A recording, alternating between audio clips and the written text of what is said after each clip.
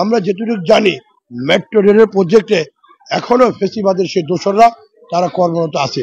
তাদেরই এখানে কোনো কাজ সাজি কিনা, তাদের এখানে ষড়যন্ত্র কিনা, দেশ সামনে যেহেতু একটা জাতীয় নির্বাচন, এই নির্বাচনকে সামনে রেখে তারা দেখছেন বিভিন্নভাবে বিভিন্ন জায়গায় নাশকতা করছে, তারই একটা ধারাবাহিক এই মেট্রো রেল জিনিসটা এটা আমাদের সন্ধিয়ান হয়।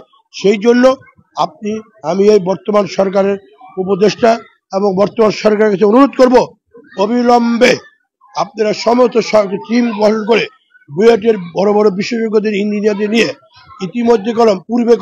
ইতিপূর্বে বুয়েটের বিশেষজ্ঞরা বলেছিল যে এইগুলো দিয়েছে কি বলে যে ম্যাগনেট গুলো দিয়েছে এটি মনে সঠিক ছিল না, হ্যাঁ ত্রুটি আছে, সেটাকে অলরেডি তারা বলে দিয়েছিল।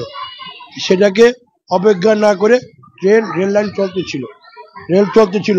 আমি অবিলম্বে বলবো রেল লাইনকে বন্ধ করে দিয়ে মানুষকে বাঁচান।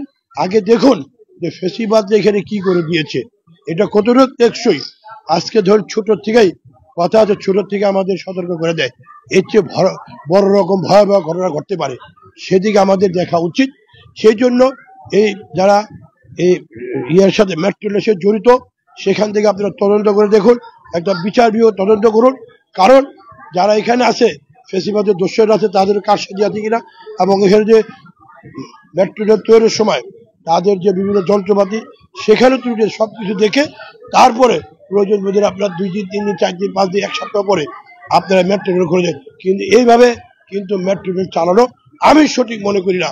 আপনারা দেখেছেন এখন কিন্তু কালকে আমি দেখলাম মেট্রো রেল এখন আর কেউ চলে না, কালকে সমস্ত খালি যাচ্ছে, কারণ মানুষের মধ্যে আতঙ্ক চলে আসছে। এই জিনিসটাকে সরকারকে ভেবে দেখতে হবে।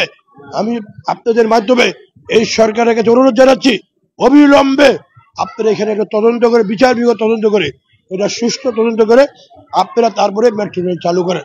আর নয় যদি এরপর যে বড় রকম ঘটনা হয়, এর থেকে কোনো আপনারা কোনো দায় এড়াতে পারবেন না। এবং দায়িত্ব এই বর্তমান উপদেষ্টা ফাইজুল কবির সহ এই মেট্রো রেলের সবাই নিতে হবে।